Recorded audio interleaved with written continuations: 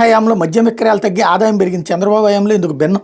మిథున్ రెడ్డి నుంచి చట్ట ప్రకారం ఇవ్వాల్సిన సదుపాయాలు కల్పించాల్సిన మాజీ మంత్రి పెద్దిరెడ్డి రామచంద్రారెడ్డి రాజమహేంద్రవరం జైల్లో మిథున్ రెడ్డితో పెద్దిరెడ్డి తదితరులు ములాఖత్ అంటూ కూటమి ప్రభుత్వం ఏర్పడిన ఏడాది కాలంలో రాష్ట్రంలో లెక్కర్ స్కామ్ చంద్రబాబు తెరదీసి రాష్ట్రాన్ని మధ్య ఆంధ్రప్రదేశ్గా మార్చారు మాజీ మంత్రి వైఎస్ఆర్సీపీ సీనియర్ నేత పెద్దిరెడ్డి రామచంద్రారెడ్డి మండిపడ్డారన్నటువంటి వార్తని హైలైట్ చేశారు. అయితే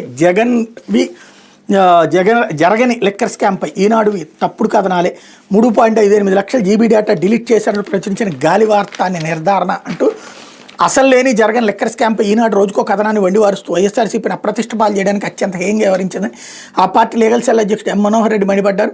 తాడేపల్లిలోని వైఎస్ఆర్సీపీ కేంద్ర కార్యాలయంలో బుధవారం ఆయన మీడియాతో మాట్లాడారు. ఆంధ్రప్రదేశ్ బెవరేజెస్ కార్పొరేషన్ లిమిటెడ్ సర్వర్లు డేటా సిస్టమ్స్ నుంచి వైఎస్ఆర్సీపీ ప్రభుత్వంలో 2019-24 మధ్య లెక్కర్ కుంభకోణానికి సంబంధించి 371 కోట్ల పేజీలకు సంబంధించిన 3.58 లక్షల జీబీ డేటాను డిలీట్ చేశారంటే ఈనాడు తప్పుడు కథనాన్ని ప్రచురించిందన్నారు.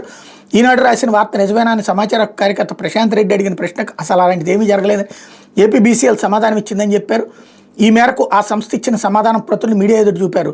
వాస్తవం ఎలా ఉంటే 1000 కోట్లు దోచేసి ఆధారాలు చేర్పేసి అంటే ఈనాడు నిస్సిగ్గుగా తప్పుడు కథనాన్ని వడ్డీ వార్చిందని దాని ఆధారంగా ఈటీవీలో కూడా ఏకంగా 8 నిమిషాల కథనాన్ని ప్రసారం చేశారని దుయ్యబట్టారు. గత వైఎస్ఆర్సీ ప్రభుత్వంపై బురదజల్లడం పార్టీని అప్రతిష్ట పాలు చేయడమే లక్ష్యంగా ఈనాడు దిగజారి వ్యవహరిస్తుందనడానికి అని చెప్పడానికి ఇది ఒక ఉదాహరణ మాత్రమేనన్నారు.